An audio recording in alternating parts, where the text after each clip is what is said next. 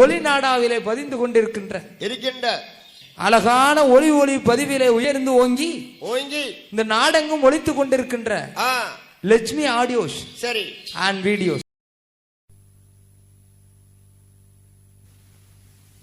மட சுவாமியுடைய கதைகள் பாட அளவாய் மட சுவாமியுடைய கதைகள் பாட ஆயே சக்தியே நீ அருள் புரிவாய்.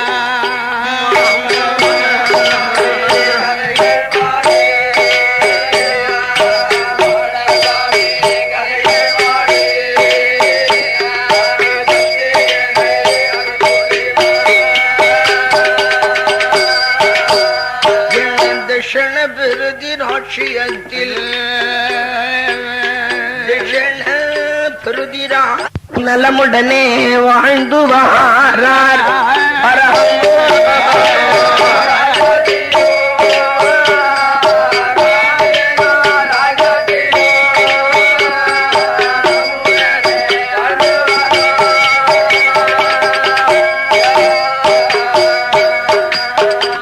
கண்ணவனும் மனைவியுமாய் அவர்கள் கண்ணியமுடன் வாழ்ந்து வாரார்.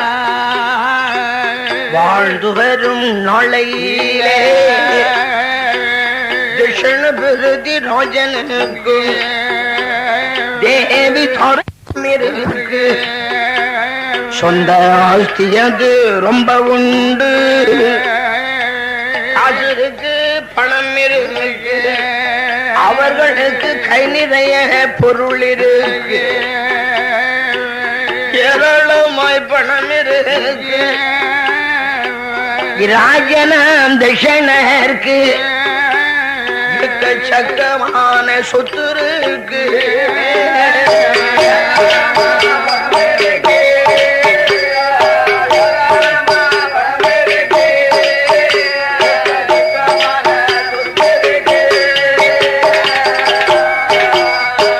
நஞ்சை உண்டு, புஞ்சை உண்டு, அவர்களுக்கு நல்லதோர் வசதி உண்டு.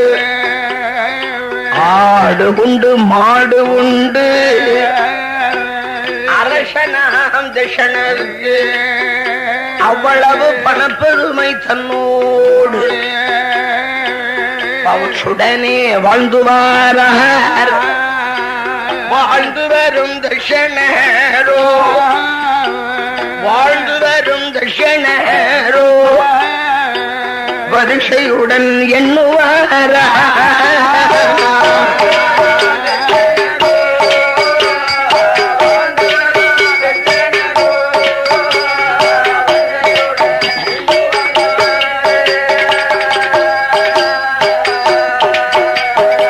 தட்சிண பிரதி ராட்சியத்திலே தட்சிண பிரதி ராஜனும் தேவி தாருகா வல்லியுமாக சொத்து சுகத்தோடும் நஞ்சை பொஞ்சிகளோடும் ஆடு மாடு கூடு குட்டிகளோடும் எந்த விதமான குறைபாடும் இல்லாமல் இன்பத்தோடு வாழ்ந்து கொண்டிருக்கக்கூடிய அந்த தட்சிணபதி ராஜனை பார்த்து தேவி தாருகாவல்லியானவர்கள் ஒரு சில வார்த்தைகளை கேட்டுக் கொண்டிருக்கிறார்.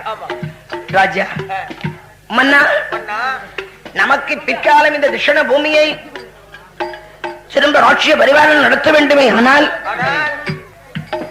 நமக்கு ஒரு வாரிசு இல்லாமல் இருந்து கொண்டிருக்கிறோம், முதலை சொல்லும் இல்லாமல் இருந்து கொண்டிருக்கிறோம், குழந்தை பாக்கியம் இல்லாமல் இருந்து கொண்டிருக்கிறோம். ஏனென்றால் கணவனும் மனைவியுமாக அவ்வளவு கண்ணியத்தோடு வாழ்ந்துட்டு இருக்கிறாங்க. நகமும் சதையும் போல, கடலும் மலையும் போல கண்ணியத்தோடு வாழ்ந்து கொண்டிருக்கக்கூடிய அவர்களுக்கு இந்த ஒரு குறை. அப்படிப்பட்ட குறைபாடோடு இருந்து கொண்டிருக்கிற போதுதான் தட்சிணபதி ராஜனை பார்த்து தேவி தாருகாவல்லி ஒரு சில வார்த்தைகளை சொன்னாள். கண்ணாளா, கோட்டை கொத்தலங்கள், மாட மாளிகைகள், கூட கோபுரங்கள் போட வேண்டும், அரண்மனை அந்தஸ்துகளோடு வாழ வேண்டும். ஆகையினாலே நாம எந்த விதமான ஒரு கோட்டையை போட்டால் இன்பமான முறைகளை வாழலாம் என்ற எண்ணத்தை எண்ணிக்கொண்டிருந்தார்கள் தட்சிணனும் தாருகாவல்லியும். அப்போது தட்சிணபதி ராஜன் ஒரு சில வார்த்தைகளை சொன்னான். என்ன? பெண்ணே மண்ணாலே கோட்டை போட்டால், கோட்டை போட்டாலே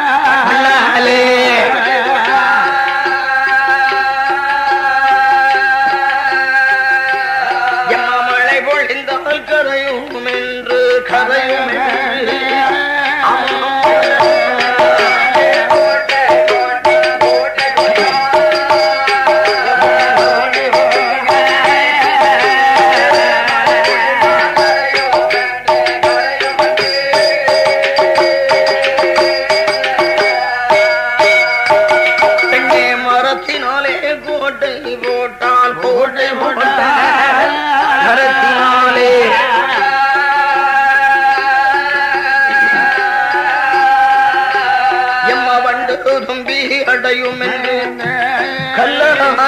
கோட்டை போட்டால் மருந்துக்கு ஆகாதென்று இரும்பாலே கோட்டை போட்டால் இருக்கவேதான் முடியாதென்று இயற்காலே கோட்டை போட்டால் கோட்டை போட்டால்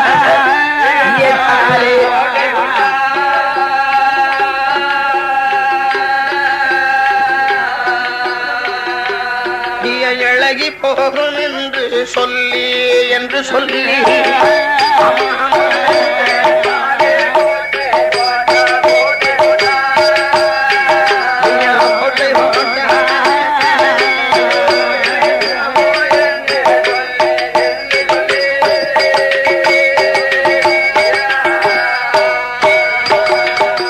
வெள்ளியாலே கோட்டை போட்டால் வேணலுக்கு ஆகாதென்று வெங்கலத்தால் கோட்டை போட்டால் வெந்துருகி போகும் என்று முள்ளாலே கோட்டை போட்டால் முகம் தெரியும் என்று சொல்லி தங்கத்தாலே கோட்டை போட்டால் கோட்டை போட்டால் தங்கத்தாலே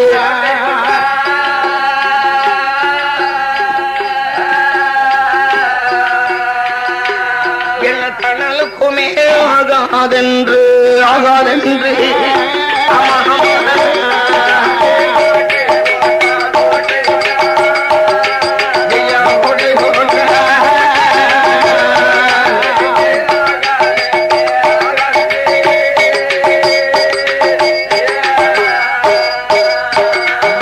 இந்த விதமான கோட்டைகள் எல்லாம் போட வேண்டாம் என்பதாக சொல்லி அந்த தட்சிண பிரதிராஜன் தேவி தாருகா வல்லியமாக சென்று பிறகு எப்படிப்பட்ட கோட்டையை போடுறதுன்னு யோசனை பண்றாங்க.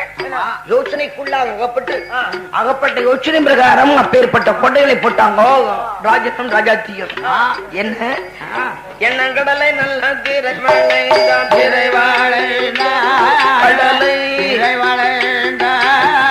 அந்த கல்லால் கோட்டை போட்டான்.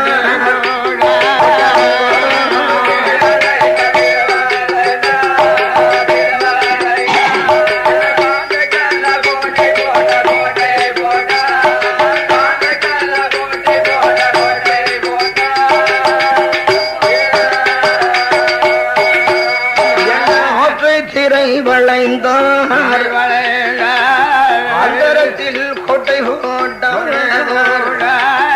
ஊரை திரை வளைந்தார். மிக உயரமான கோட்டை போட்டான். மலையை திரை வளைந்தார். மலையை திரை வளைந்தார். மாணிக்க கல்லாலே கோட்டை போட்டார். அவர்கள் மாணிக்கத்தால் கோட்டை போட்டார்.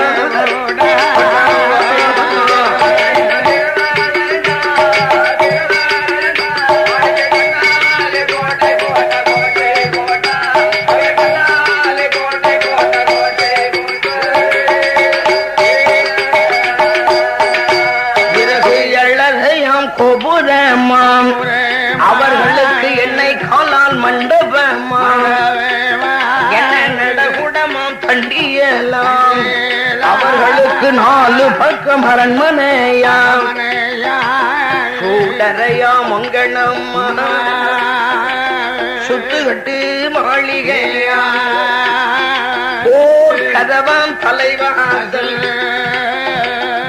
முகப்பு சாவடியா என்ன ஆணை கட்டும் கொட்டாரமா ஆணை கட்டும் கொட்டாரமா குதிரை கட்டும் சாவடியா கிருஷ்ணனுக்கு குதிரை கட்டும் சாவடியா சாவடியா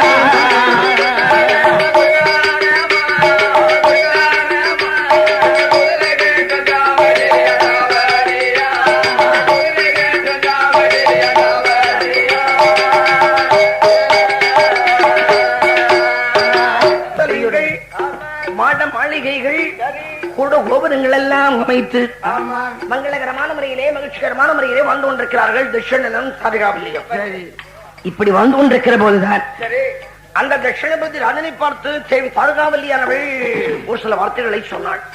என்ன சொன்னாள்? ராஜமன்னா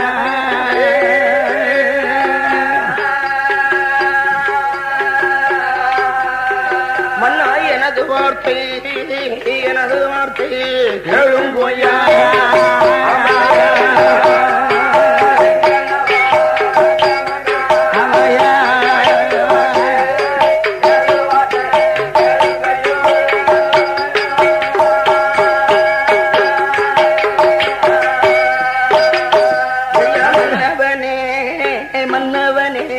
எனது ராஜா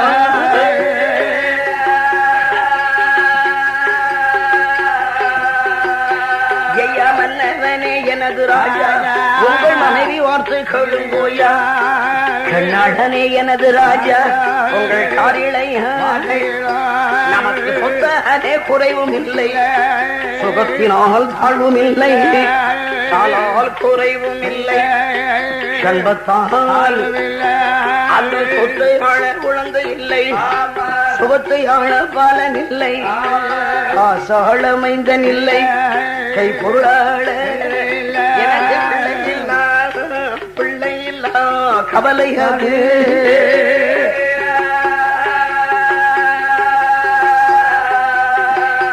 பெருங்கவலை பெருங்கவலை எனக்கு உண்டு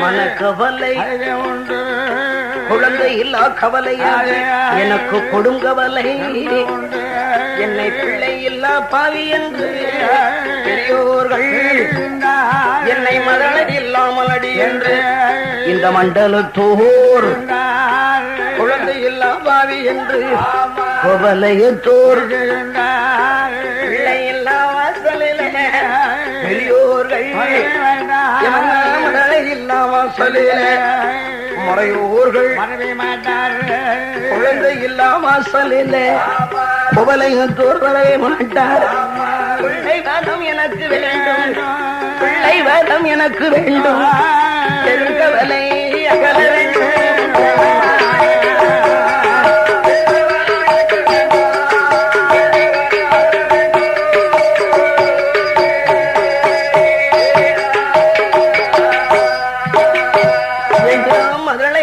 எனக்கு வேண்டும் மனக்கு உயரம் மகள வேண்டும் ஆலங்கரம் நமக்கு வேண்டும் நாமல் பௌஷோடு நம்மளுக்கு எதிர்காலம் நாடாள பிள்ளை இல்லை கிருஷ்ண பூமி தன்னை திரும்பகள பிள்ளை இல்லை 30 வயதாச்சு முடிசுடவோ பிள்ளை இல்லை 40 வயதாச்சு நமக்கு நாடாள உங்களுக்கு 50 வயதாச்சு 50 வயதாச்சு அரசு அளவோ பிள்ளை இல்லை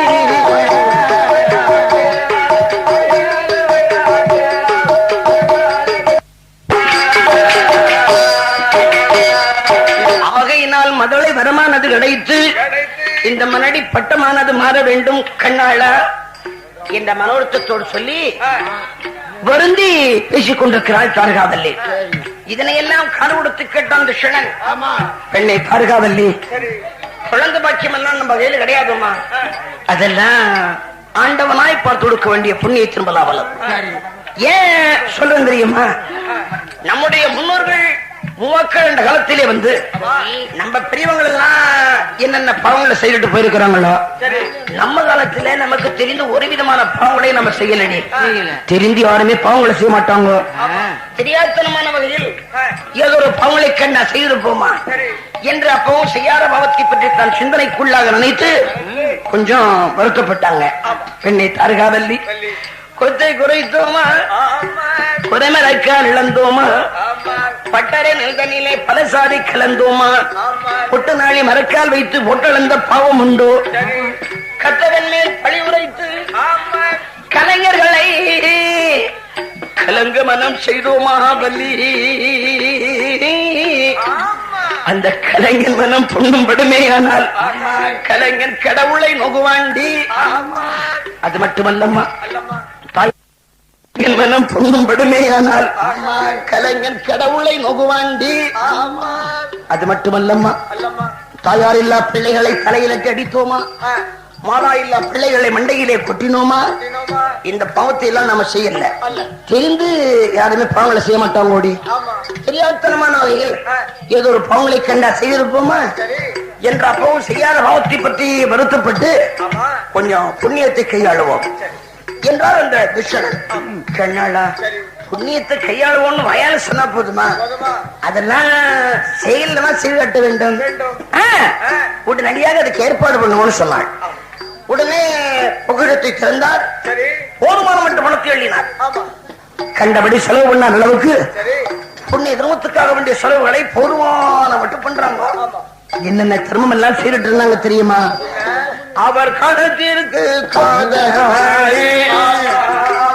என்ன கல்மடங்கள் புறதூலை சுமர்ப்பவர்க்கு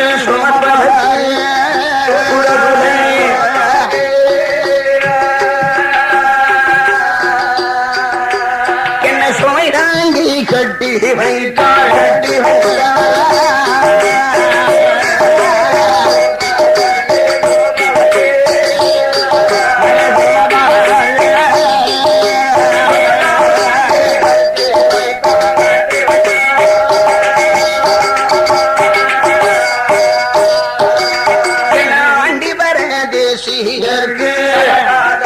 அவர்கள் அன்னதானம் சொல்லணும்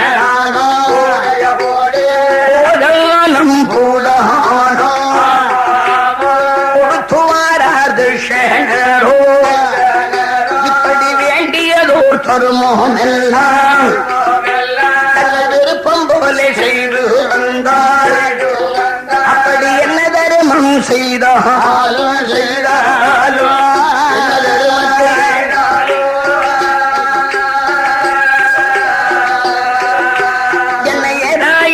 குழந்தை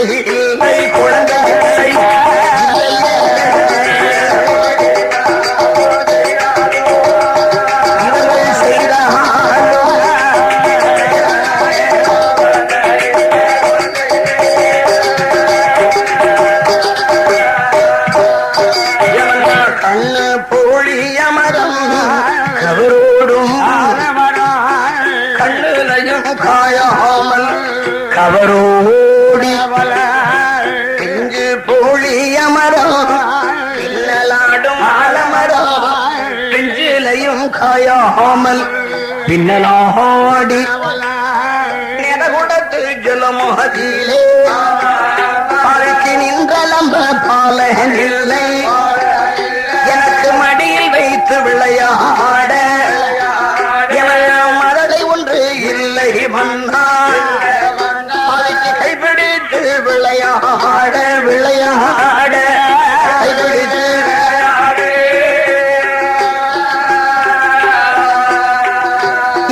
கை குழந்தை இல்லை மந்தாள்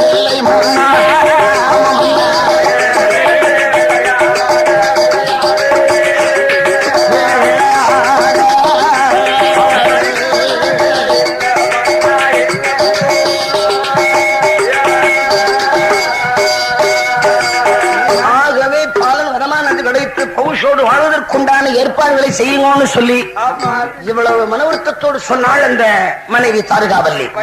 உடனே தட்சணன் சொல்லிக் கொண்டிருக்கிறார், என்னை தாரகாவல்லி இப்படி எல்லாம் சொல்லி வருத்தப்பட்டோம்னா நம்ம உடம்பு தாண்டி வீணா போகும். ஏன் தெரியுமா? ஒரு மாதிரியான உடம்பா இருந்தா பரவாயில்லடி, நம்ம உடம்பெல்லாம் ஈக்க உடம்பு, இழைத்த உடம்பு. இழைத்த உடம்புக்கு கவலை இருக்குமே, ஆனால் உள்ளமெல்லாம் முருகி வேகமெல்லாம் குறுகி கடைசியில் எலும்புரிக்கு நோயில கொண்டு வச்சிடும். அப்படி எலும்புரிக்கு நோயில வச்சிருச்சுன்னா அப்புறம் குத்து நோமி இருக்கு இல்லையா, குத்து நோமி, அந்த உமியில குறுமையும் சுமக்க முடியாது. நம்ம உடம்ப நாமளா பாதுகாக்கணும். உனக்கு ஒண்ணு சொல்றேன் கேட்கிறியா? இனிமேலும் சருமத்தை செய்து வீணா பணத்தை காலி பண்றதை விட ஒரு புண்ணிய காரியம் பண்ணு சொல்லி நினைச்சிட்டு இருக்கிறேன். என்ன தெரியுமா? அதாவது காலகத்திலே சென்று கடவுளை கண்ணியத்தோடு பிரார்த்தித்துக் கொண்டு ஆண்டவன் கடவுளை உள்ளத்துக்குள்ளாகவே எண்ணி அருமையான முறையிலே ஒரு அருந்தவத்தை செய்தோம்னா அந்த அருந்தவத்தை வச்சிய கடவுள் ஆண்டவன் நமக்கு முன்னாலே வந்து பிரசன்னமாகி டேமட்டா உன்னுடைய தவத்தை வச்சு நான் வந்திருக்கிறேன், உனக்கு வேண்டப்பட்ட வரம் யாது என்று ஆண்டவனை கேட்பார் பாரு. ஆண்டவா, குழந்தை வரத்துக்காக நான் குழந்தோஷம் பண்றேன், பிள்ளவரத்துக்காக பெருந்தோஷம் பண்றேன், மலவரத்துக்காக மகாதோஷம் பண்றேன், குழந்தை வச்சிய பெருமானே குழந்தை வரத்தை தாருங்கன்னு சொல்லி ஆண்டவனுக்கு முன்னாலே கேட்டோன்னா நமது அருந்தவத்தை வச்சு ஆண்டவன் அருள்வார் குழந்தை வரம். ஆகையினால நான் சென்று தவம் செய்ய போகிறேன்னு சொன்னார். என்னால நீங்க சொல்லக்கூடிய யோசனை சரியான யோசனையாக இருக்கிறது.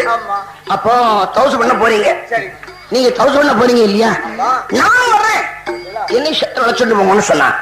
தாரகாவல்லி என்னோட கானகம் வருவாய, கானகத்துல தவசா பிள்ளை நடக்கும், நீ வரக்கூடாது, வர வேண்டாம், நானே சென்று தவம் செய்து வருகிறேன். கண்ணாளா, தங்கள் வார்த்தையை மீறுவதாக நீங்க நினைக்க வேண்டாம். ஏதோ உங்களை விட்டு பிரிய வேண்டுமே என்ற எண்ணத்தினால் பேசினே தவிர உங்கள் வார்த்தைக்கு மறுப்பு கொடுப்பதாக நினைக்க வேண்டாம் என்றாள் தாரகாவல்லி. பெண்ணே, நானும் அதை பற்றி சிந்தையில் நினைக்கவே இல்லை. என்ன, உன்னை விட்டு பிரிய வேண்டும் என்ற எண்ணம் எனக்கும் உண்டா? ஆனால் தவம் செய்ய வேண்டுமே, ஆனால் தனித்திருந்தால் தான் தவம் நிலைக்கும்.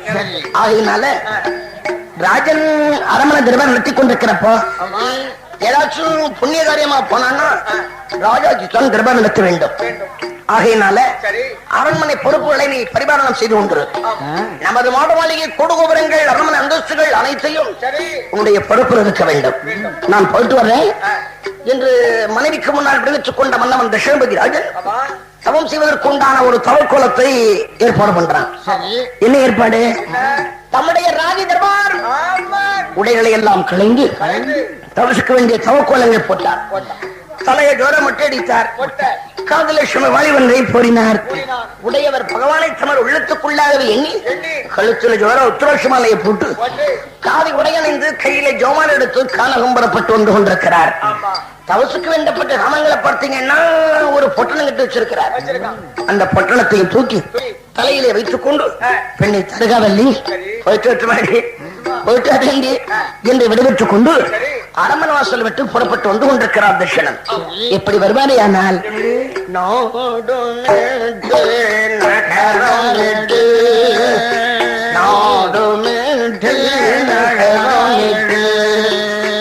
நடந்து போராறிந்த தர்ஷனரோ, நடந்து போராறிந்த தர்ஷனரோ.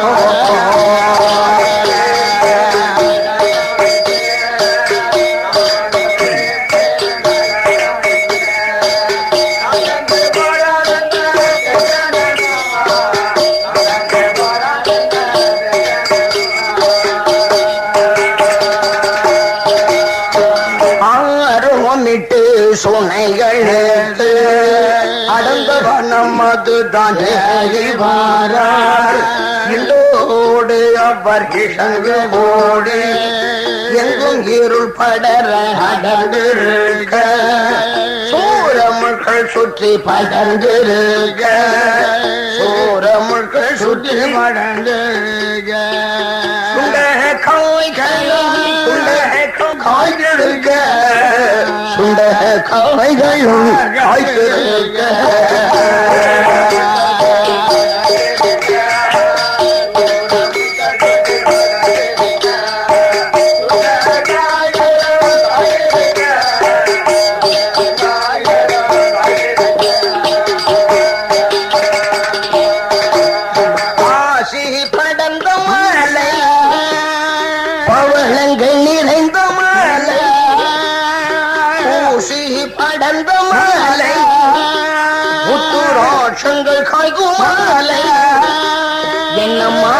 கூடி அங்கே நடக்க கண்டார் மயில்கள் போதை வேறு தாட கண்டார் அன்னோமது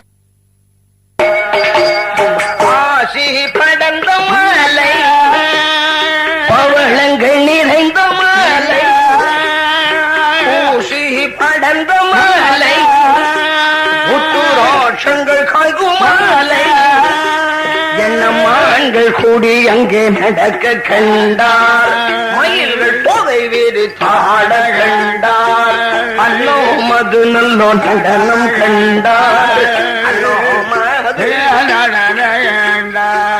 ஆவினங்கள் கூடி ஆவினங்கள் கூடி பிரிய கண்டார் ஆவினங்கள் கூடி பிரிய கண்டார்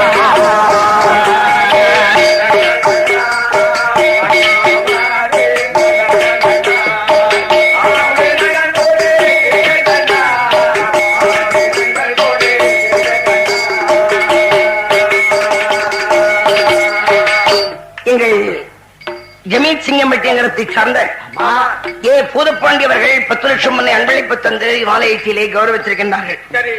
வேளையில் எங்கள் கரடிக்குறிச்சி நகரத்தை சார்ந்த ஆனந்த் மியூசிக்கல் வைத்து நடத்தி வரக்கூடிய ஸ்ரீமான் 10 லட்சம் மண்ணை அன்பளிப்பு தந்து இவ்வாலயத்திலே கௌரவித்திருக்கின்றார்கள். 20 லட்சம் மண்ணை சன்மானம் தந்து இவ்வாலயத்தை ஆதரித்த நமது கரடிக்குறிச்சி நகரத்தை சார்ந்த ஆனந்த் மியூசிக்கல் உரிமையாளர் அவர்களுக்கும் ஜமீன் சிங்கம்பட்டி நகரத்தை சார்ந்த ஏ பூரப்பாண்டியவர்களுக்கும் நன்றியை தெரிவிப்பதோடு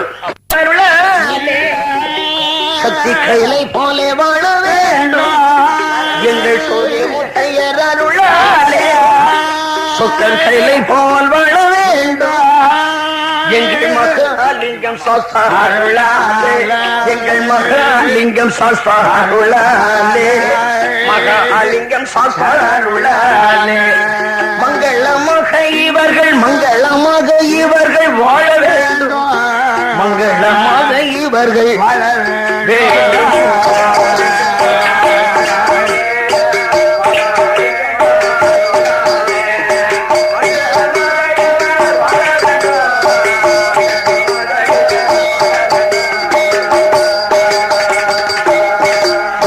சிங்கம் கூடி உறங்க கண்டான் சிறு புலிகள் எல்லாம் அவர் தூங்க கண்டார். இப்படிப்பட்ட இயற்கை காட்சிகளும் மிருக காட்சிகள் நடந்தவன காட்டுக்குள்ளாக வந்து சேர்ந்தார் துஷணன். சேர்ந்த உடனே அங்க இருக்கக்கூடிய இயற்கை காட்சிகளையும் மிருக காட்சிகளையும் கண்டு உள்ளத்துக்குள்ளாக பலவிதமான எண்ணங்களை எண்ணிக் கொண்டிருக்கிறார். நாமளே எவ்வளவு இடங்களுக்கு போயிருக்கிறோம், எத்துணை காடுகள், எவ்வளவு மலைகள், எவ்வளவு வனவாந்திரங்கள் அலைந்திருக்கிறோம். ஆனால் இப்படிப்பட்ட ஒரு அமைதி நடத்த நாம் எங்கேயாச்சும் நின்றிருக்கிறோமா? கண்டதும் இல்லை, கேட்டதும் இல்லை, பார்த்ததும் இல்லை. ஏற்கனவே பெரியார்கள் சொல்லு என்ன, அமைதியாவும் இடம்தான், யாரும் தவசு பண்றதுக்கு வாய்ப்பு உண்டு என்று பெரியார்கள் சொல்லியிருக்கிறாங்க. இந்த இடத்து பார்க்கிறப்ப நமக்கு தொந்தரவே இல்லை இல்லையா, கட்டணே இல்லை இல்லையா, கரைச்சலே இல்லை. இங்குதான் நாம தவம் செய்ய வேண்டும் என்ற எண்ணத்தை கொண்டுள்ள தர்ஷனன் உடனடியாக பொட்டணத்தை கீழே வச்சாருங்க. அதுவரையும் பொட்டணம் அவர் தலையில் தான் இருந்தது. அந்த பொட்டணத்தை கீழே வச்சார் இல்லையா, அப்புறமா காடு பாருங்க, இடமெல்லாம் மோசமா இருக்கும் இல்லையா, அந்த தவுது பண்ண வேண்டிய இடத்தை மட்டும் ராஜா தர்ஷனன் துப்புரவு பண்றார். எப்படி என்ன சாந்தாலே கரை மழகி சாந்தாலே கரை மழகி சாந்தாலே கரை மழகி சாந்தாலே சாந்து கொண்டு கரை மழகி அவரோ சந்தனத்தால் கோலம் போட்ட சந்தனத்தால் கோலம் போட்டார் கோலம் போட்டார்.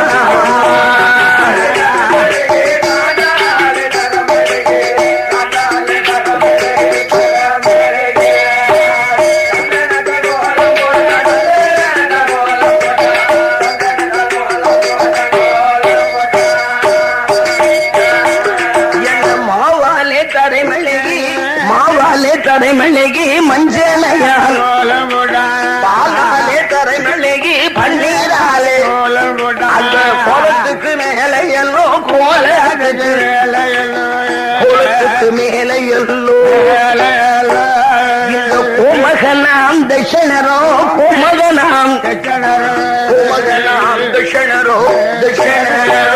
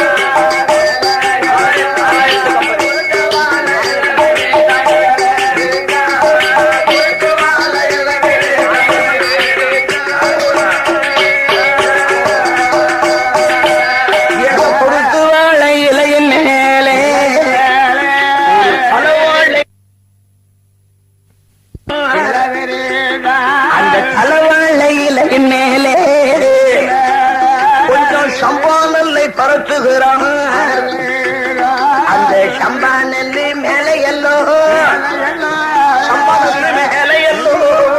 ஒரு தங்க செப்பு குடத்தை வைத்தார், தங்க செப்பு குடத்தை வைத்தார்.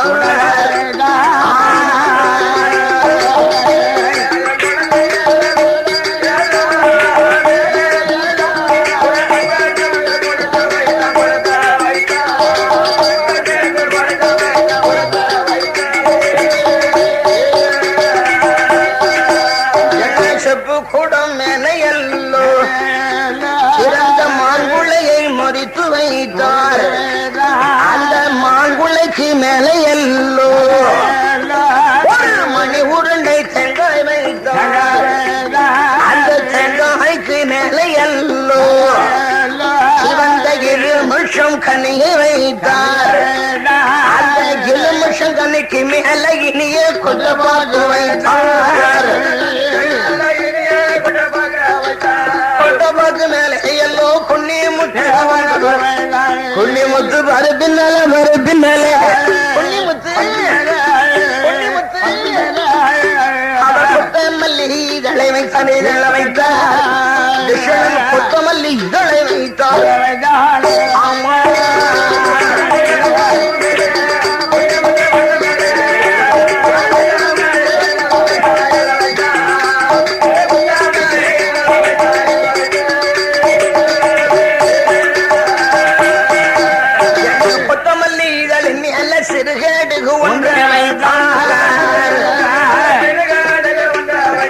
சிறுகடுகு மேல எல்லோ சுபதலி, அந்த சுபதலி புஷ்பத்தின் மேல் சுபதலி சுபதலி அவரோ ஊசி நோட்டுகிறார், திசைனரோ செப்பு ஊசி நோட்டுகிறார்,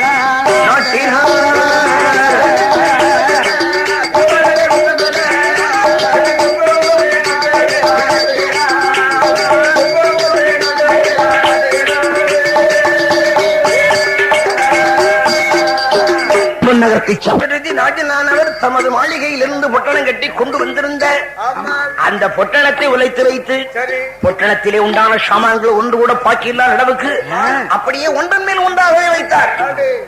ஒரு விதமான சாமான்களையும் பாக்கி வைக்கல, ஒண்ணுக்கு மேல ஒண்ணு வச்சா இல்லையா. கடைசியா மிஞ்சது என்ன, அந்த பொட்டணம் கட்டி கொண்டு வந்தார் இல்லையா, அந்த துணிதான் மிச்சம், மற்றவை எல்லாம் ஒண்ணுக்கு மேல ஒண்ணு வச்சிட்டார். அப்படி வைத்தவர் பிறகு எப்படி சோசிருப்பாரு, ஆனால் ஊசி முனை மேலே ஒரு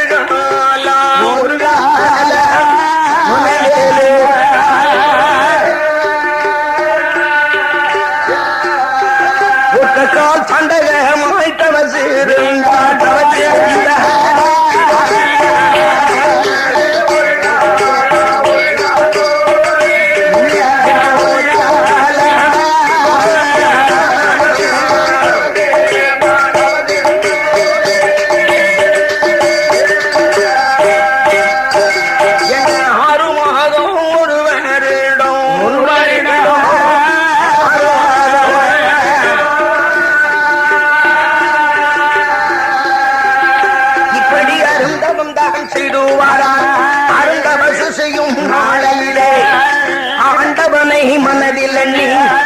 அருந்தவத்தை செய்வானாம் பகவானை அவரோ பாரதவம் என்ன உடையவரை மனதில் குற்றதமும் செய்துவாரா குழந்தை வரம் வாங்குவதற்கு கொடுந்தவத்தை பிள்ளை வரம் வாங்குவதற்கு அவரோ பெருந்தவசு என்ன மகளை வரம் வாங்குவதற்கு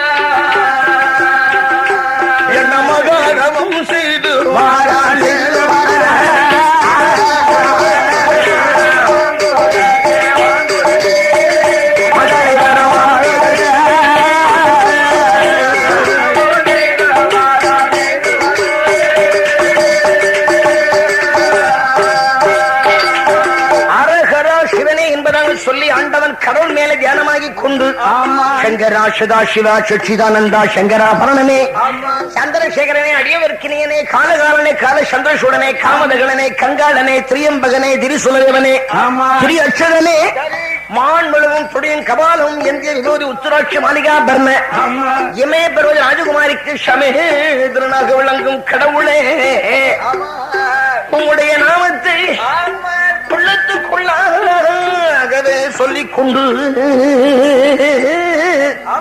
ஒருபோது ஒரு விதமான குறைபாடும் இல்லாமல் புகித்துக் கொண்டிருக்கின்றேன் இறைவா. இன்று அல்லும் பகலும் இரவு பகல் எதையுமே பாராத அளவுக்கு எம்பெருமான் நாமத்தை உணவு இன்பத்தோடு சொல்லி இருந்து தவத்து சீர்டுகின்றார் திஷணன். தவசு இப்படி நடந்து கொண்டிருக்கிறது. தவத்தை அப்படி நடத்தி கொண்டிருக்கிற போதுதான் என்னாச்சு, அந்த ஈசன் பகவானோட கையிலோஷ ஈஸ்வரன் ஈஸ்வரியும் குழுவே பரமமோகமல்லோ கையிலே அரணம் பார்வதியும் குழுவே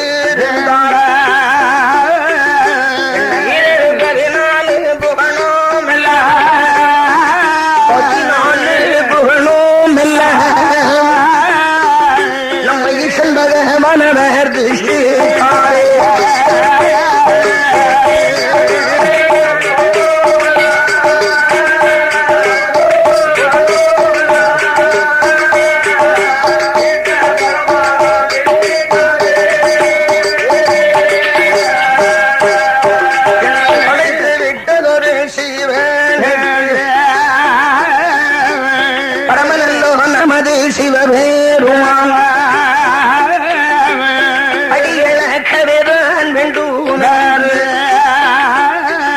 அந்த பரமலோகம் தண்ணி பயணம் என்ன நாடி நல்ல தினையெடுத்த நாளி தினையெடுத்த இந்த கோடு எங்கும் அவர் படிய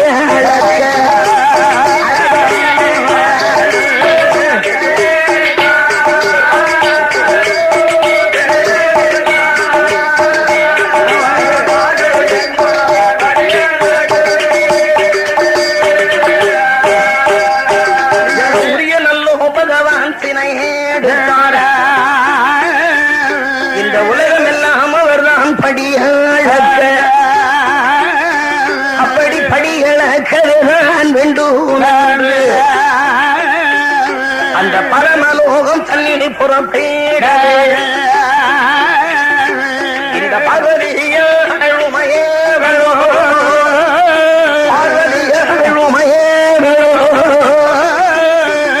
நம்ம பரமசிவ பெருமான் முன்னால் வந்து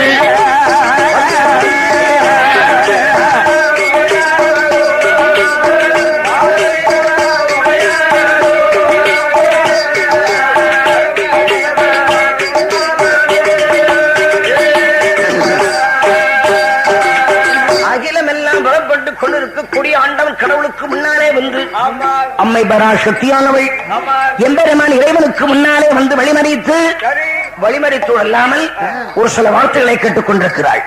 என்ன கேட்டாள்? எப்படி இருக்கிறாள்? ஈஸ்வரனே ஈஸ்வரனே பகவானே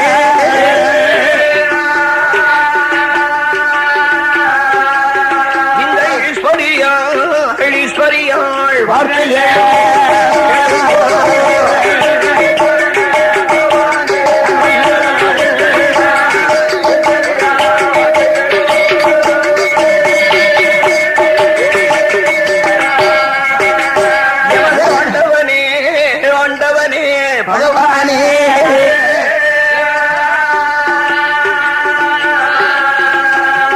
ஆண்டவனே பகவானே அடிய வார்த்தை சொல்ல கேளு பகவானே பரம்பொருளே இந்த பார்வதியாள் சிவனரே பகவானே செய்தி தன்னை கேளும் போதே பகவானே இந்த காரிளையோள் ஐயா நீங்கள் போகும் இடமதற்கு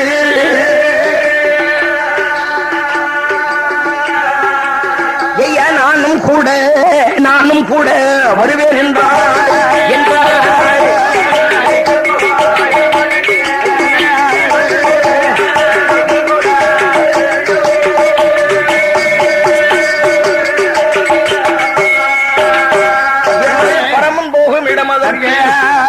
பார்வதியும் நான் வருவேன். கடவுள் போகும் இடம் அதற்கு இளையாள் சங்கரனார் போகும் இடம் சங்கரி நான் உங்களோடு உங்களோடு நான் வருவேன்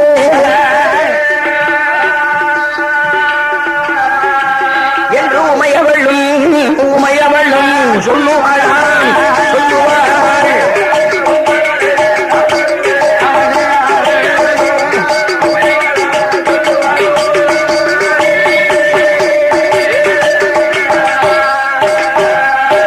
நமது திருக்குறுங்குடிகனார் செல்லும் இடத்திற்கு நாயகியாளாகிய நானும் கூட வருவேன் என்பதாக சொல்லி என் பெருமானுக்கு முன்னாலே வழிவரித்தாள் பார்வதி. உடனே ஆண்டவர் சொல்லுகிறார், பார்வதி யாரு கூட எங்க வர சொல்லிட்டு இருக்கிற? ஏம்மா பகவான் சொல்லிடத்துக்கு பகவனா தேவியாகிய நீ கூட வருவாயானால் சும்மா வந்து கொண்டிருக்க மாட்டாய். அம்மா கண்டது கேட்டதுகளை சொல்லி கடவுளுக்கு பெரிய புனர் கொடுத்துக் கொண்டிருப்பாய். இந்த பாரு, அதுல உறவுகள் இருக்கு, இதுல உறவுகள் இருக்கு, அதுல அப்படி, இதுல இப்படி, இதுல இப்படி, அதுல அப்படி சொல்லி ஆண்டவனுக்கு பெரிய அல்லல் படுத்திக் கொண்டிருப்பாய். அம்மா பகவானுக்கு மக்கள்ல பகவானும் கிடையாது. எல்லா மக்களும் எம் மக்கள், எம்மதமும் எமக்கு சம்மதம். எமக்கு ஏழை பணக்காரன், பணக்காரன் நிலை இருப்பவன், இல்லாதவன், கூடியவன், குறைந்தவன், இப்படிப்பட்ட கொள்கைப்படலாம் கிடையாது. எனக்கு எல்லாரும் ஒரு சமம். நான் யாருக்கும் வர வைக்க மாட்டேன். மனமனையிலே போய் வந்துட்டு வருவேன். நீ வரக்கூடாது, வரவேண்டாம் சொன்னார் பகவான். ஆனால் பார்வதி கேட்பாளோ, ஆண்டவன் இன்னைக்கு ஒரு நாள் நான் எப்படியாவது தங்கள் கூட வரத்தான் செய்வேன், வருவேன்னு சொல்லி பிடிவாதம் என்றார். உடனே பகவான் பார்த்தார். ஓஹோ, பார்வதி வந்து பிடிவாதம் முடிக்க மாட்டாள். ஆனால் பிடிவாதம் முடித்து விட்டாளே, ஆனால் அதை மாற்ற யாராலும் முடியாது. சரி, இன்றைய தினம் நம்மோடு அழைத்துக் கொண்டு போவோமே என்ற எண்ணத்தை கொண்டுள்ள என் பெருமாள் இந்த பார்வதியை தம்மோடு பழிப்பதற்காக பரமலோகத்தை விட்டு வந்து கொண்டிருக்கிறாங்க. எங்க வந்தாங்க? என்ன 7 பகனமெங்கும் பழிகளந்து எறும்பு கடை அணுமுதல் 81,000 சிவ சந்துகளுக்கும் கல்லையோடு இருக்கும் சரி முதல் கற்பத்துக் கொண்டிருக்கக்கூடிய சொருக்கு முதல் கொண்டு கடவுளும் பார்வதாதேவியுமாக படியிழந்து பரம லோகத்தை பார்க்க வந்துட்டு இருக்கிறாங்க. எங்க வர்றாங்க? இந்த தட்சிணபுரிராஜன் தவம் செய்து கொண்டிருக்கிறான் பாருங்க, அந்த காலகத்திலே வந்து கொண்டிருக்கிறாங்க. அந்த காட்டிலே வந்து கொண்டிருக்கிற போது தட்சிணபுரி ராஜனானவன் ஆண்டவன் கடவுள் மீது கொண்டுள்ள கண்ணியமான சொல்லுகள் அந்த இடத்துல சும்மா கீதமா விளங்குது. எப்படி விளங்குமே? ஆனால் அங்கே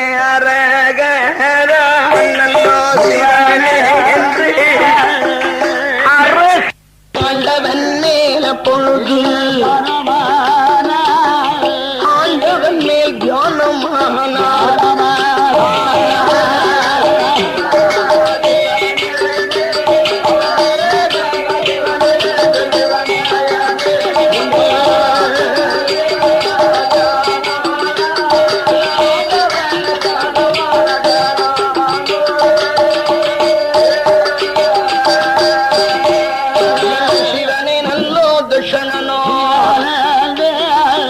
பெருமான் மேலே அவரோ அவரோ என்ற சப்தம் நமது ஆண்டவனார் காதில் கேட்டார். சிவ சிவா என்ற சப்தம் சிவசங்கரியாய் காதில் கேட்டார்.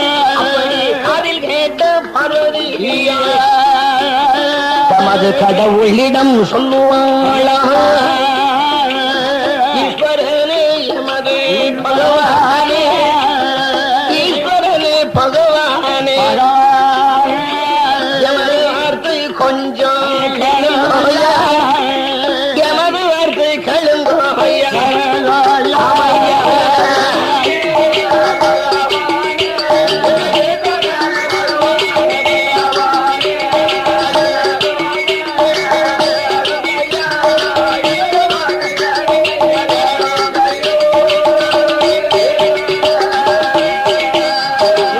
ஆண்டவனே பகவானே, அடியாள் வார்த்தை கழுங்கோயா. அதோ யாரோ ஒரு ராஜமன்ன ஈஸ்வரனார் உங்களைத்தான் மனதில் எண்ணி அதோ இருந்து தவம் செய்துவாரான். அவனுடைய கவசு பார்த்து வரம் கொடுக்க தவம் செய்துவாரான். அவனுடைய கவசு பார்த்து வரம் கொடுக்க எமது சங்கரரே வேண்டுமையா என்று சொன்ன என்ன பரமசிவன் சொல்லுவாரா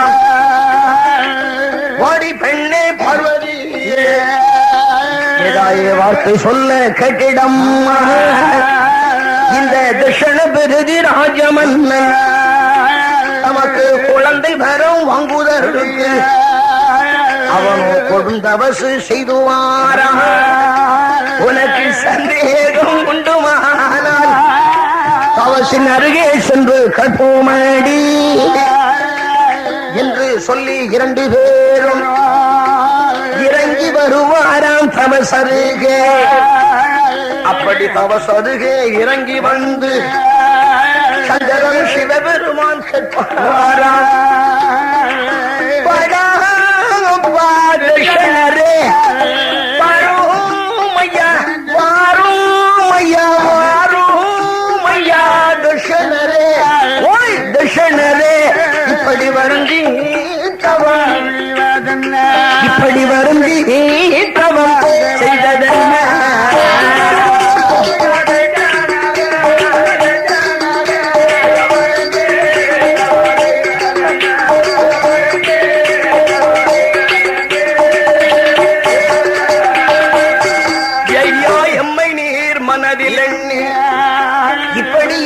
தவம் செய்ததன் நீர் தவசிருந்த காரணத்தை தானே எம்மிடத்தில் சொல்லும் ஐயா என்று கேட்ட கடவுள அவர் உடனே எது சொல்வார் தட்சணரோ ஆண்டவா குழந்தை வரம் வாங்குவதற்கு குழந்தை வரம் வாங்குவதற்கு கடவுளே இறைவா கொடிய தவம் கொடிய தவம் செய்தேன் ஐயா.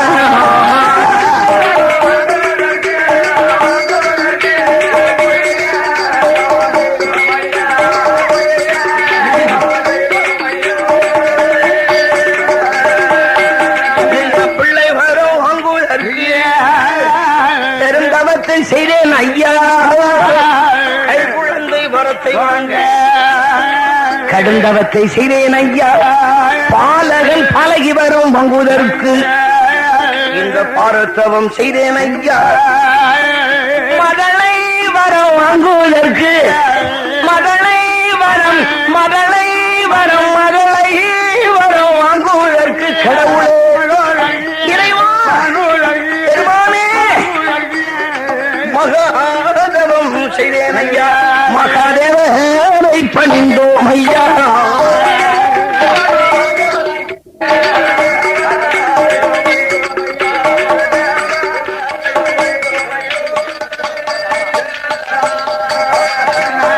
நமது வரமானது வேண்டும் பெருமானே பிள்ளை வரமானது வேண்டும் பெருமானே மதலை வரமானது வேண்டும் மகாதேவரே. அதுக்காகத்தான் தவம் செய்கிறேன் என்றான் தட்சண பிரதிராஜன். இதனை கேட்டார் அந்த கடவுள். பார்வதி பார்வதி நான் சொன்னேன் இல்லையா தட்சணன் குழந்தை வரத்துக்காக குழந்தோஷம் பண்றான். ஆனால் என்ன இவனுக்கு குழந்தை பாக்கியம் கொடுக்க வேண்டுமே ஆனால் குழந்தை வரம் எல்லாம் அவ செய்திருக்கக்கூடிய பாவ புண்ணியத்தை பற்றி விலைக்குத்தான் கொடுக்க முடியும். இவன் செய்திருக்கிற பாவம் எனக்கு தெரியும்.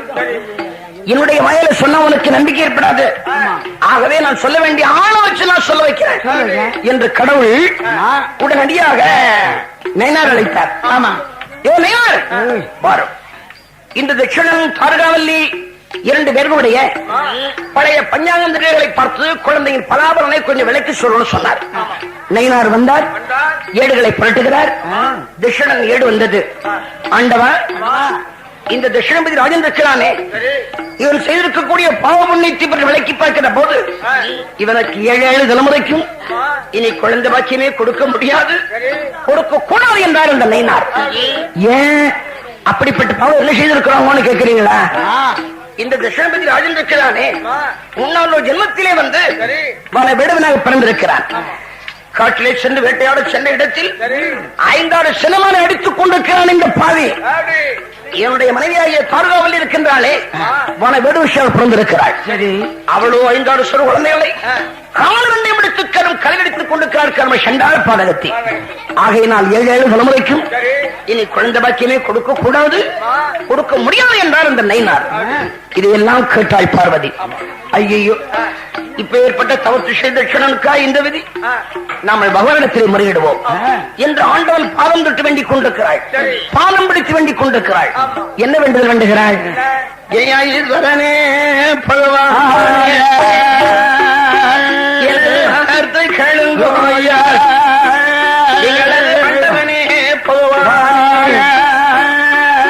அடியாள் வார்த்தை சொல்ல கேளும் பகவானே பரம்பொருளே, பகவானே பரம்பொருளே, இந்த பார்வதியாள் சொல்ல கேளும்.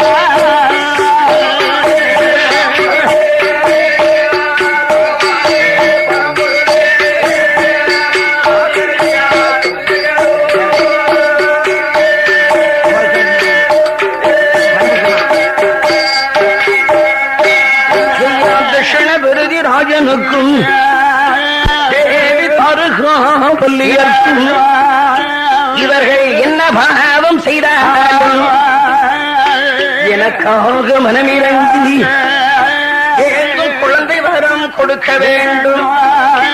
இவர்கள் கொடும் பாவம் செய்தாலும் ஆண்டவா குழந்தை வரம் கொடுக்க வேண்டும்.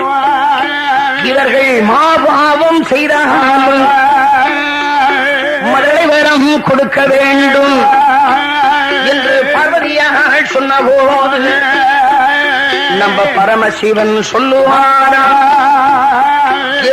பெண்ணே பார்வதியே, இந்த தட்சண பெருகி ராஜ மன்னன் தேவி தருகாவல்லியுமாய் இவர்கள் கொடும் பாவம் செய்த வேண்டி, கொடும் பாவம் செய்த வேண்டி ஆகையினால் குழந்தை வரம் கொடுக்க மாட்டேன்.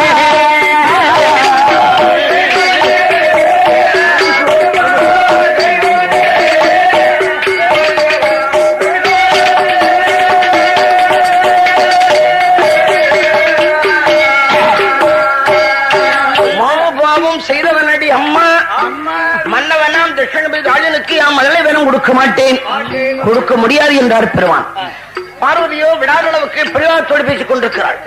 ஆண்டவா, எந்த விதமான காரணத்தை கொண்டானாலும் எப்பேற்பட்ட பாவத்தை இவர்கள் செய்திருந்த போதிலும் எனக்காகவாவது மனசிறங்கி கண்டிப்பான முறையை இவர்களுக்கு கை குழந்தை பாக்கியம் கொடுக்கத்தான் வேண்டும், கொடுத்துத்தான் ஆக வேண்டும் என்று போராடி கொண்டிருக்கிறாள். இந்த போராட்டமும் பகவானுக்கு பிடிக்கல. பார்வதி, பார்வதி, நானோ கொடுக்க முடியாது, கொடுக்க கூடாது என்று சொல்லியும் நீ கொடுத்துத்தான் ஆக வேண்டும் என்று போராடி கொண்டிருக்கிறாள். எந்த விதமான காரணத்தை கொண்டானாலும் என்னால் அவனுக்கு குழந்தை பாக்கியம் கொடுக்க முடியாது. அப்படி கொடுத்துத்தான் ஆக வேண்டுமேயானால், கொடுக்கத்தான் வேண்டுமேயானால் நீதான் அவனுக்கு குழந்தையாக பிறக்க வேண்டும் என்றார். ஆண்டவா, என்னையே அவனுக்கு குழந்தையா பிறக்க சொல்றீங்களே, நானே அவனுக்கு குழந்தையாக இருக்கிறேனே, ஆனால் பகவான் உங்களை பார்ப்பது எப்போ என்று கேட்டுக் கொண்டிருக்கிறாள். அப்படி கேள். என்ன தெரியுமா? அதாவது குழந்தையாக அவதரித்து 16 வயதியாகி பக்குவதியாகி பருவ பெண்ணாக இருந்து கொண்டிருக்கிற போது உன்னை முறைப்படி நாம் திருமணம் செய்து கைலாச மலைக்கு அழைத்துக் கொண்டு வருகிறோம் என்று பார்வதிக்க வேண்டிய வரப்பிரசாதங்களை கொடுத்து சந்தோஷமா அங்கிருந்து அனுப்பினார். இந்த பார்வதா தேவியானவள் தாரகாதேவியினுடைய வயிற்றிலே பிறக்காமல் அவளுக்கு எந்த விதமான ஒரு அன்பையும் செய்யக்கூடாது என்ற எண்ணத்தை கொண்டு அவள் சாமரசி வரக்கூடிய அல்லதாமரை சுனையில் செந்தாமரை புஷ்பத்தில் சிவ சங்கரியானவள் சங்கோர அவதாரம் செய்து தாரகாதேவி வரவை எதிர்நோக்கி கொண்டிருக்கிறாள். எப்ப இங்க வருவாள், எப்ப நாம குழந்தையாக சேரலாம் என்று வழிமேல் விழி வைத்து காத்திருக்கிறாள். தாரகாவல்லியோ அரமனைக்குள்ள குளிச்சு குளிச்சு அந்த அம்மாவுக்கு கலந்து போச்சு. இன்றைய தினத்திலே அலங்காமரை சுனையிலே சென்று முங்கி குளிச்சு வருவோமே என்ற எண்ணத்திலே அன்றைய தினம் குளிக்கிறதுக்காக வெளியே வந்துருக்கிறாங்க. எப்படி வருவல்லையானால் அவள் தலையிலே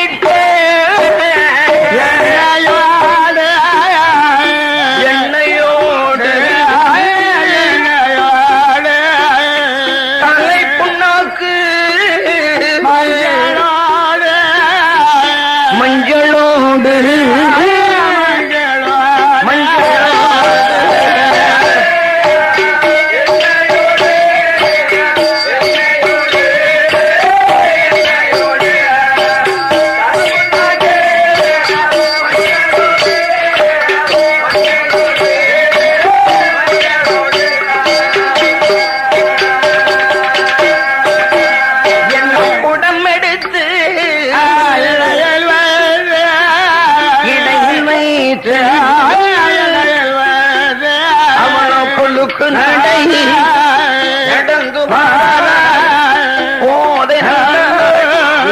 தார்காமரை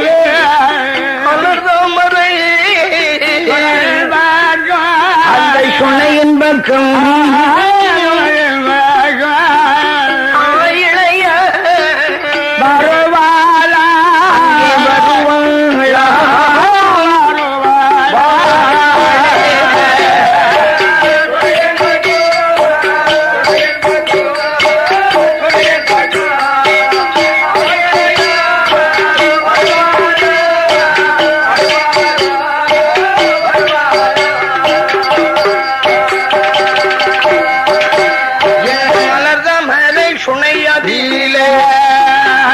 நமது ஆதிபரா சக்தியம்மா அந்த செந்தாமரை புஷ்பத்தில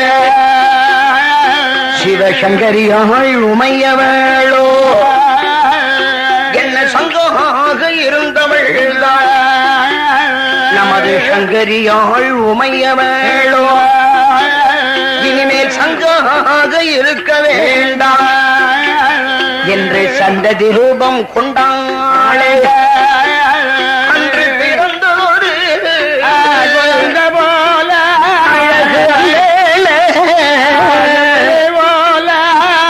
பிறந்ததோடு போல குழந்தை போல போல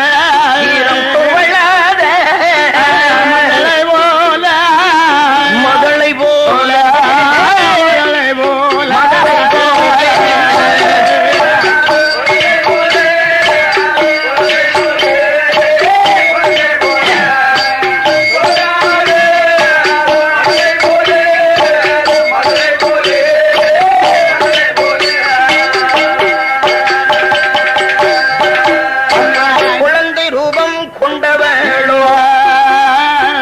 பொம்பனையாள் பார்வதேவி அறியும் தானே குழந்தை போலே அழுவாள் பூவா பூவா என்று சொல்லி குழந்தை போலே குரல் கொடுப்பாள் இந்த அழுகை குரல் காதில் கேடு நமது இளையோள் சார்காவல் அக்கறையில் பார்க்கும்போது அருமை பிள்ளை தன்மை கண்டாளே ஐயோ இக்கரையில் இருக்கும் நாமல் எப்படி அக்கறைக்கு போவோம் என்று சுனையிலே ஆழம் எப்படி உள்ளதோ ஆலோசனை பலவும் செய்தாள் ஏனென்றால் ஆழம் தெரியாமல் காலை விட்டு ஆழம் தெரியாமல் காலை விட்டு அவதிப்படவே ஜனங்கள் கூட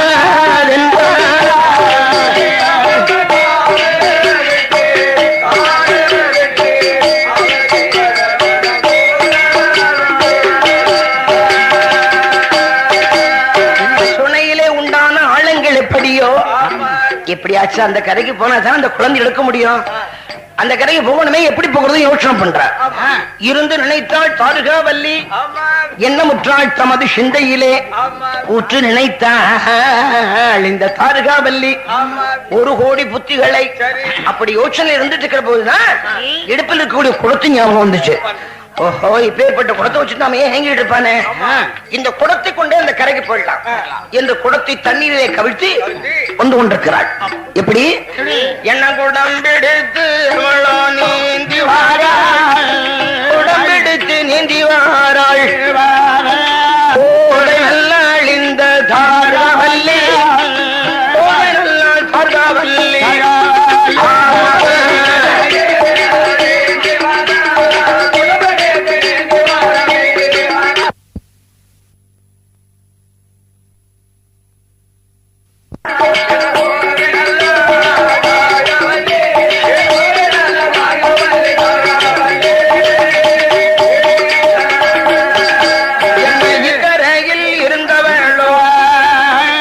அக்கரைக்கு போய் சேர்ந்தாள். செந்தாமரை புஷ்பத்திலே சிவசங்கரியாள் குழந்தை தன்னை இளையாள் தார்காவல்லி ஏந்தி எடுத்தாளே முத்தமிட்டாள். மாறி எடுப்பாளா மதிமுகத்தை முத்தமிட்டாள். என்ன முத்தமிட்ட குழந்தை தன்னை தமது முருகதிலே போட்டுக்கொண்டு மறுபடியும் அவளோ நீந்தி வாராள். மறுபடியும் நீந்தி வாராள். மங்கை நல்லாள் இந்த தர்காவல்லி. மங்கை நல்லாள் தர்காவல்லி.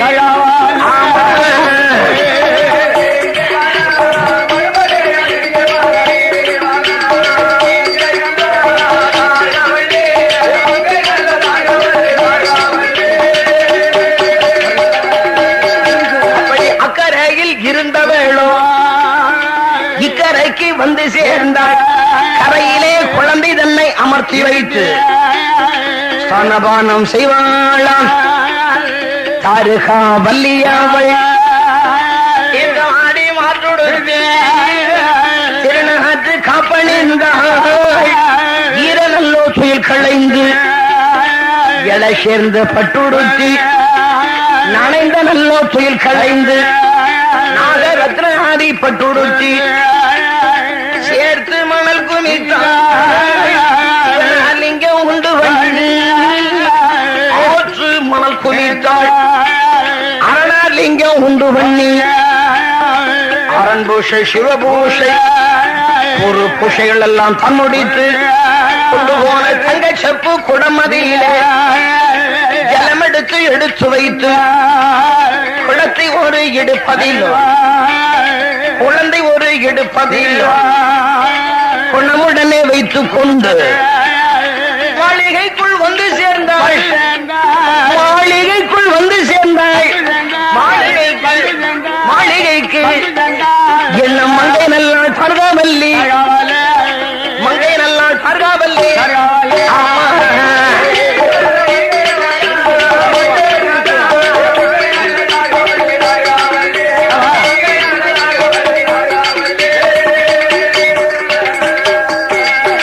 நமது கீழாம்பூர் ஆண்டவன் பகவானுடைய கிருபையினால் அம்மை பராசக்தி ஆகிய பர்வனா தேவியானவள் குழந்தை ரூபமாக அவதரித்து சாரகாதேவி அந்த பிள்ளையோடு தமது மாளிகைக்குள்ளாக வந்து சேர்ந்தாள். சேர்ந்தவளோ தமது கணவன் இருக்கும் தவத்தின் மகிமையினால் கண்மணி பாக்கியம் கிடைத்திருக்கிறது. இதை கணவனுக்கு தெரியப்படுத்த வேண்டும் என்ற நோக்கத்தை கொண்டுள்ள அந்த தாரகாவல்லி அதற்கு ஆவணம் செய்து கொண்டிருக்கிறாள். என்ன ஒரு சேவகனை வரவழைத்து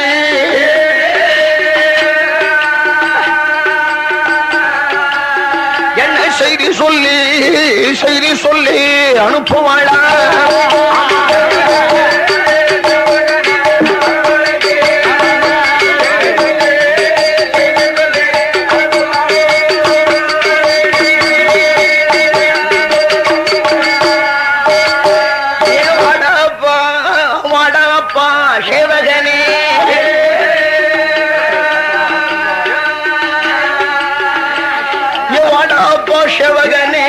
வார்த்தை ஒன்று சொல்ல கேளாய். என் கணவர் மன்னவரோ இருந்து தவம் செய்து வரும் தவசருக்கும் இடம் தண்ணிலே தானே நீயும் சென்றல்லவோ. குழந்தை கிடைத்த விவரம் சொல்லி குழந்தை கிடைத்த எமது கோமகனை அழைத்து வாடா.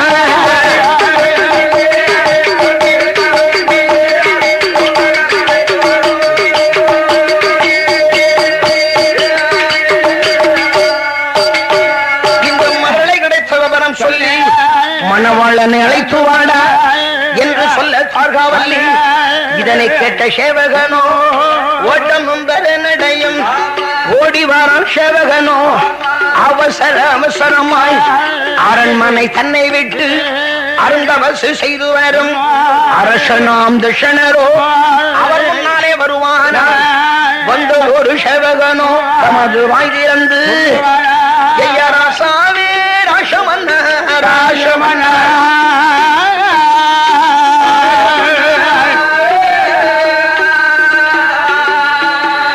நான் உரைப்பேன் கெழுங்கோயா கெழுங்கோயா.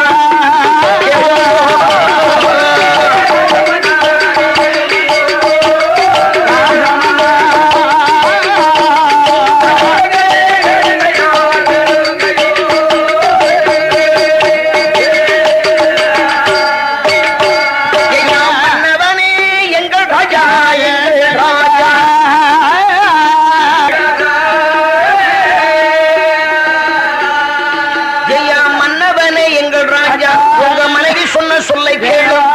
நீங்கள் செய்த தவத்தினாலே நல்ல பலன், மகாதவம் செய்ததாலே மகளை வரம், பாரதவம் பாலகி வரம், கலந்தவங்கள் செய்ததாலே கண்மணி கிடைத்திருக்க கொடும் தவத்தை விட்டிறங்கி விட்டிறங்கி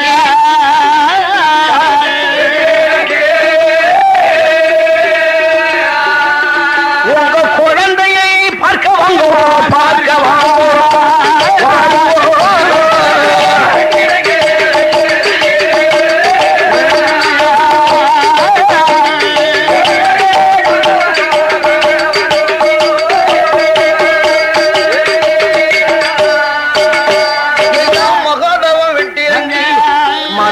பார்க்க வாங்கோ, பாரத்தவம் எட்டிறங்கி பாலகியை குழந்தை என்ற வார்த்தை கேட்டு பூமகனாம் தட்சணரும் கொடுந்தவத்தை விட்டிறங்கி மகளை என்ற வார்த்தை கேட்டு மகோதமும் விட்டிறங்கி மடமடென்று ஓடிவாரான்.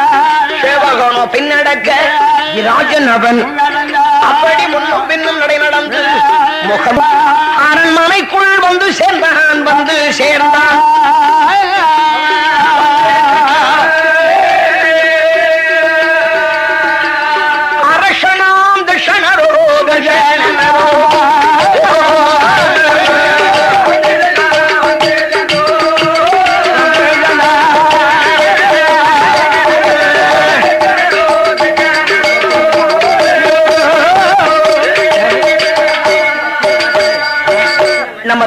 இன்னும் நமது கிளம்பு நிறுத்தி சார்ந்த மாளிகைக்குள்ளாகவே வந்த மன்னவனான் தட்சண பிரதி நாயனானவன் தமதருமை மனைவியாகிய தாருகாவல்லியோடு குழந்தையை கண்டான், குதூகலம் கொண்டான்.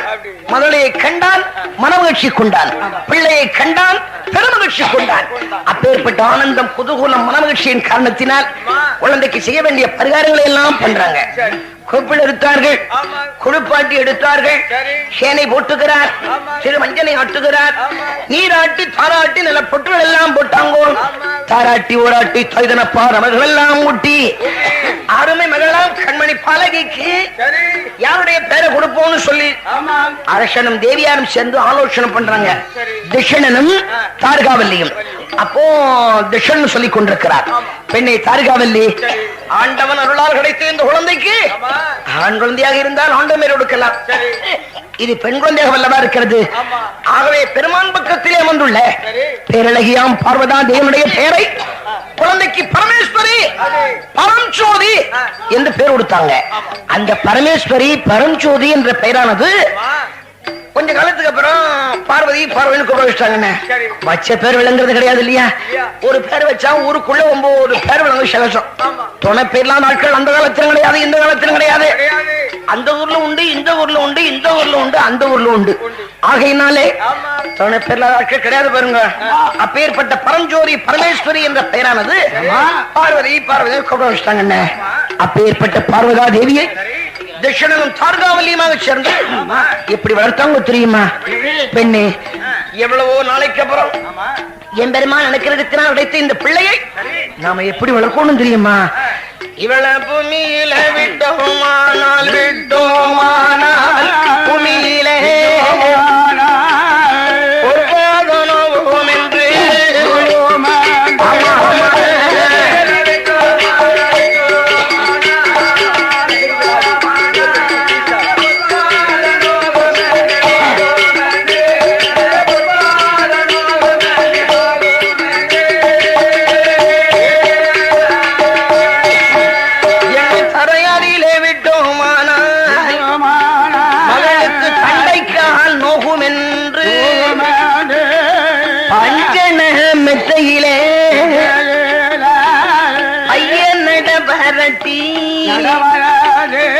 என்ன போல பொண்டோல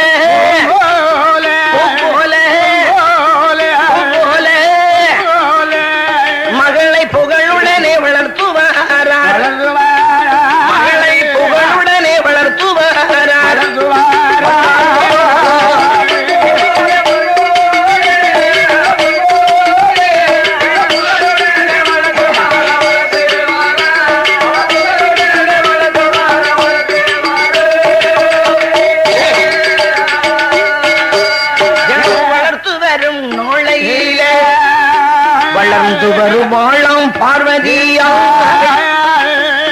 வயது 2 வயது மகளுக்கு உற்ற 3 வயது ஆச்சே 3 நல்லோ வயது தன்னில் மகளுக்கு முடியெடுத்து காதும் குத்தி கடுக்கன் போட்டார் மகளுக்கு கைக்கு தங்க காப்பும் போட்டார் அறையில் இட்டு அரணாளம் மகளுக்கு அன்றோழி மேல்முருகும் 4வது வயது தன்னில் மகளோ நடந்தாடுவார் 5 வயதான போது 5 வயதான போது அருமை மகள் பார்வதியை அழகு மகள் பார்வதியை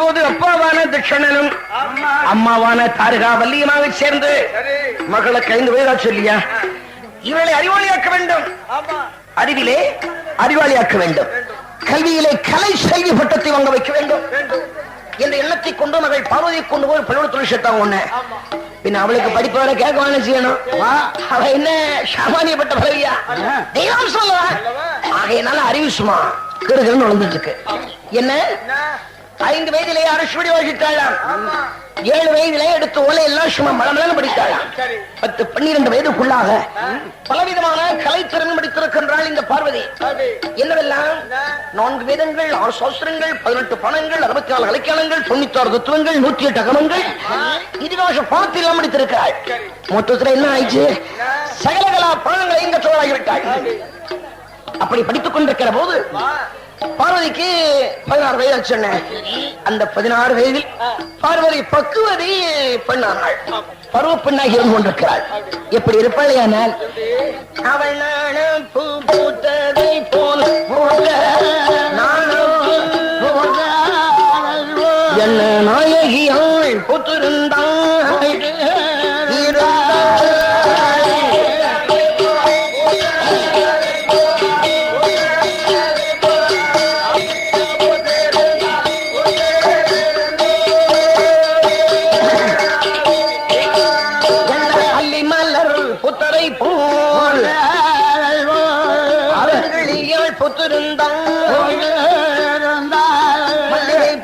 புத்தரை போல் மங்கையவள் புத்திருந்தாள் குண்டுமல்லி புத்தரை போல் கோடையவள் புத்திருந்தாள் ரோஜா மலர் புத்தரை போல் ரோஜா மலர் ரோஜா மலர் அந்த ரோகிணியாள் புத்திருந்தாள் என்ன ரோகிணியை புத்திருந்தாள்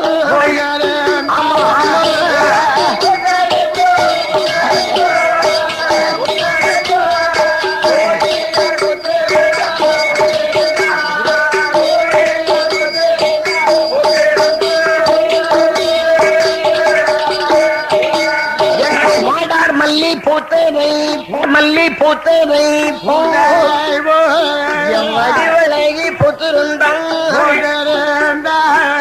வாழைப்பூ புத்தனை போல் வருஷையுடன் புத்திருந்தாள் கனகாம்பரம் புத்தனை போல் கடவுள் தேவி புத்திருந்தாள் மாம்பு புத்தனை போல் மாம்பு புத்திருந்தாள் இந்த மலர் மகள் புத்திருந்தாள்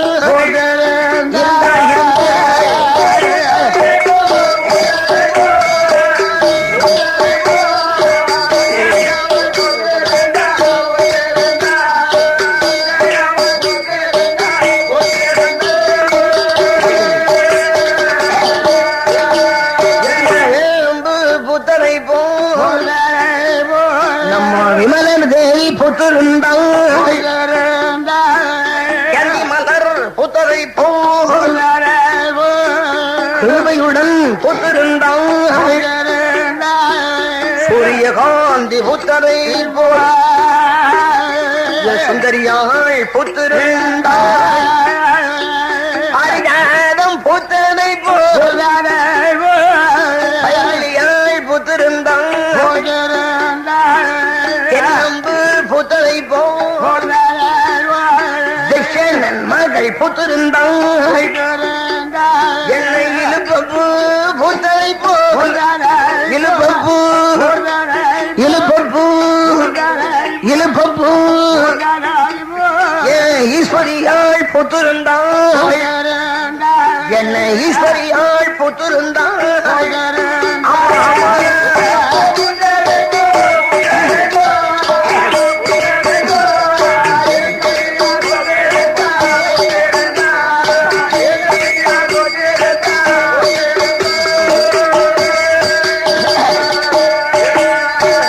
நமது கீழாம்பூர் நகர 16 வயதிலே பக்குவதி பெண்ணாகி பருவ பெண்ணாகி இருந்த போது படை மன்னர்கள் தேசத்து ராயாக்கள் அத்துணைவர்கள் ஒன்றாக சென்று பார்வதியை திரண்டு பெண் கேட்டு வந்தவங்க ஒண்ணு எங்கிருந்தெல்லாம் வந்தாங்க தெரியுமா?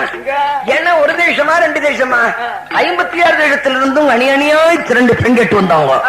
எங்கிருந்தெல்லாம் ஈழம், பாண்டியம், யாழ்ப்பாணம், சேரம், சேலம், கொங்கு, வங்காளம், குந்த, மகதம், சீனம், குச்சர, மராண, மாரியம், கர்நாடகம், துளுவம், துலுக்கானம், துருகம், அவந்தி தேசம், வடமோடு, சிந்து, பஞ்சாலம், ஜோனகம், தில்லி,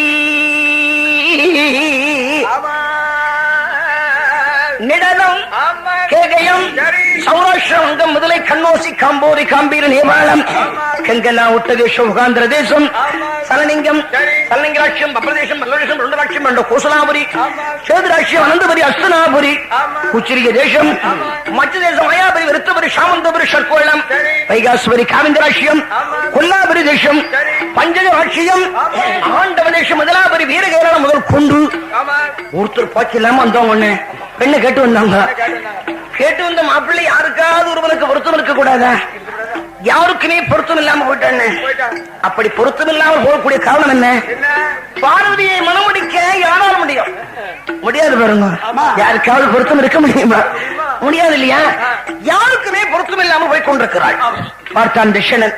ஐயோ, தன்னுடைய மகளுக்கு கணவனே கிடைக்க மாட்டானா? மாப்பிள்ளையே கிடைக்க மாட்டானா?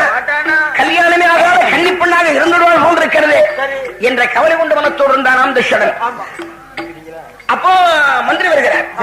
மன்னா, அரசே, எனக்கு ஒரு யோசனை தோன்றது, சொல்லட்டுமா?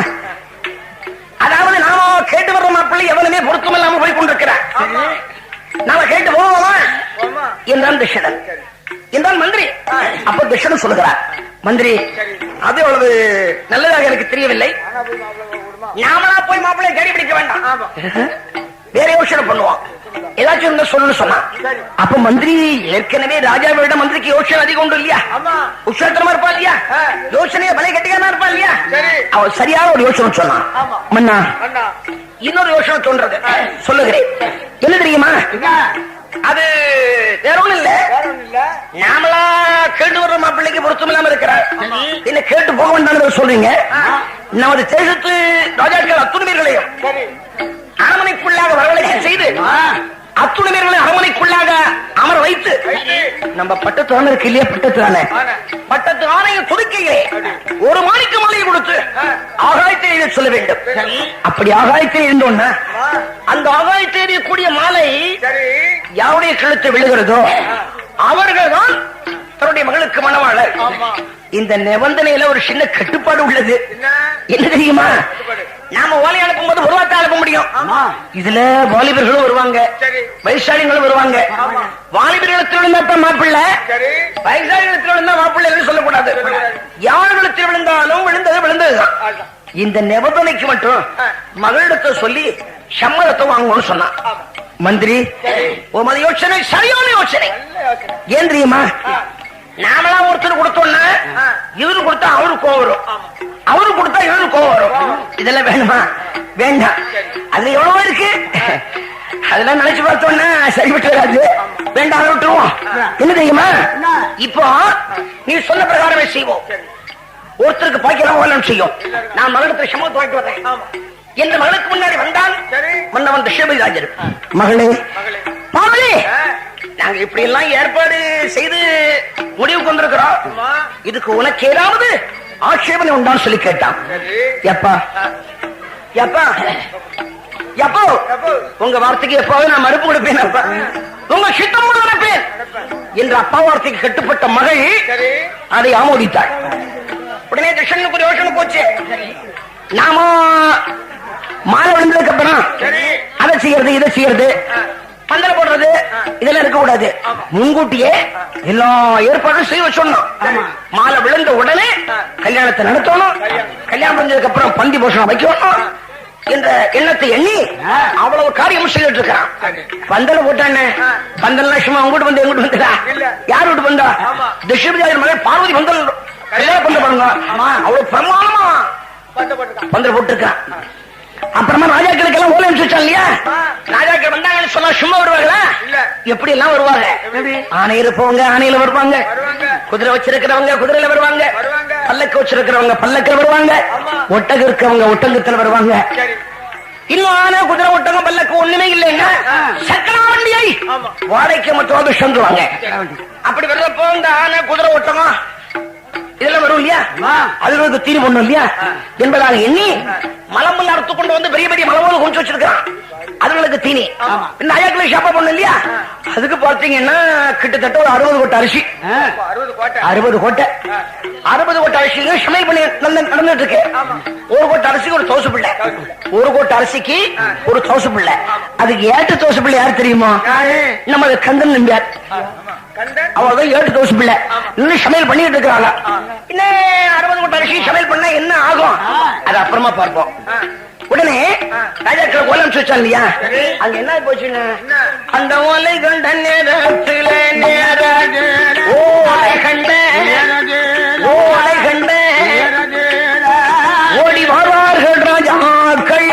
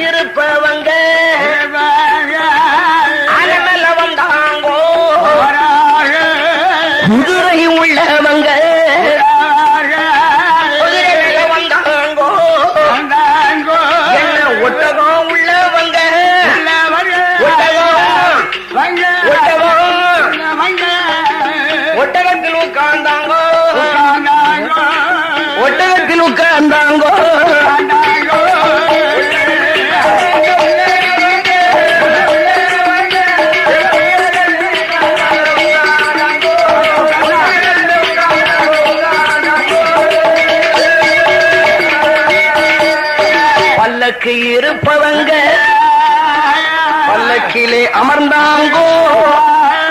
அனைவருமே ஒன்று கூட அரசன் தட்சணனின் அரண்மனைக்கு வரபோது அவங்க குல தெய்வத்தை அடிவன் நின்று வணங்குகிறார். எனது குலத்தேவாதையே, எனது மாமன் மகள் பார்வதியாய் மனைவியாக கிடைப்பாளானால்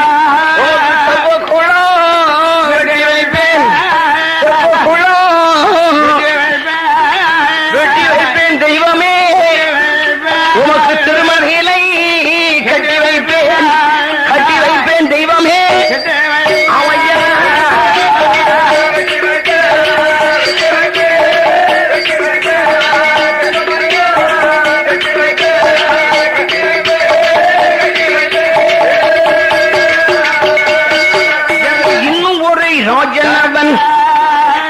அவனுடைய குலதெய்வத்தை அடிபணிந்து வேண்டுகிறான்.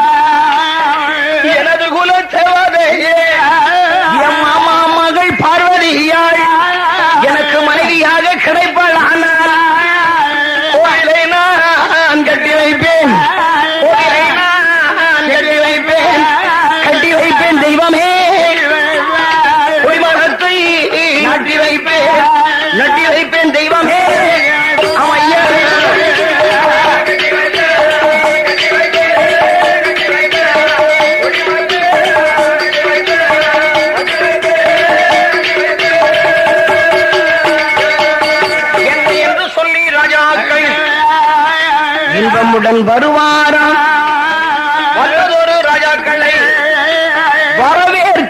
வேண்டும் என்று திஷண பிரதிராஜன் தலைவாசல் முன்னாலே தனித்து நின்று கொண்டு வாருங்கோ ராஜாக்களே, வாருங்கோ ராஜாக்களே, ராஜாக்களே வாருங்கோ ராஜா, வந்து உள்ளே அமருங்கோயா, அமருங்கோயா ஐயா, அமருங்கோயா.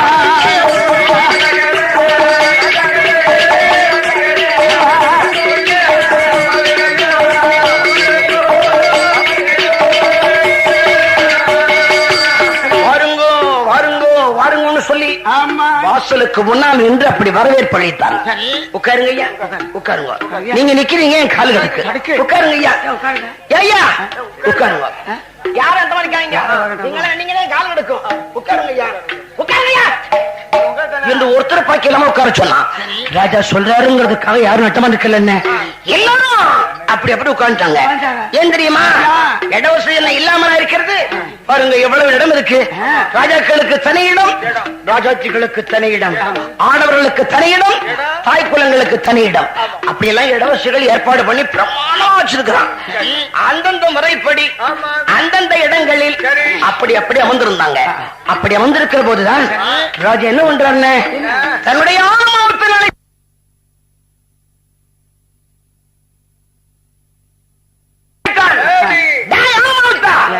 எங்கடா போன என் மகா ஆனை குழப்பாட்டு கொண்டு வான்னு சொன்னான். உடனே ஆனமாவத்து யாரு? என்ன அவன் தான் நம்ம பழைய சந்தன சட்டக்கார வெளியே பிறந்தா இல்லையா, அவன் ஆணையை கொண்டு போய் ஜோர குழப்பாட்டு கொண்டு வர்றான். மேனி மினிக்கு நாமம் சாத்தினான், நிற்கவில்லை நீரணிந்தான், வாளுக்கு வண்டயமும் வலது கால் செஞ்சிலம்பும் ஜோர அலங்காரம் பண்ணி பந்தல்ல கொண்டு வந்து நிறுத்தினான். பின்ன ராஜா மாணிக்க மாலையை தயாரா வச்சிருந்தார். அவருக்கு பாஷை தெரியாது இல்லையா, யானமா வச்சா இந்த மாலையை கொண்டு போய் ஆனா துதுக்கையில பாஷையை சொல்லி கொடுன்னு சொன்னான். ஆனமாவத்தோன மாணிக்க மாலையை கையிலே வாங்கினான். மதையானை அருகாமையிலே சென்றான். ஆன பாஷையை சொன்னான். ஆன பாஷையை சொல்லி அந்த மாணிக்க மாலையை மலையான துதுக்கையில கொடுத்தான். மாணிக்க மாலையை மலையான துதுக்கையில வாங்கி பந்தல்ல மத்தியில் அப்படியே ஒரு சொல்லிட்டு ஆகாயத்தை இருந்துச்சுன்ன. அப்ப என்னாச்சு? என்ன ஆகாயத்தில் இருந்த மாலை அந்தரத்தில் வருகுதையா, பார்வதா தேவி மாலை படை மன்னர்கள் மத்தியிலே பந்தலிலே சுற்றுதையா, சுற்றி சுற்றி வருவதையா, சுற்றி சுற்றி சுந்தரி அவள் மலையது.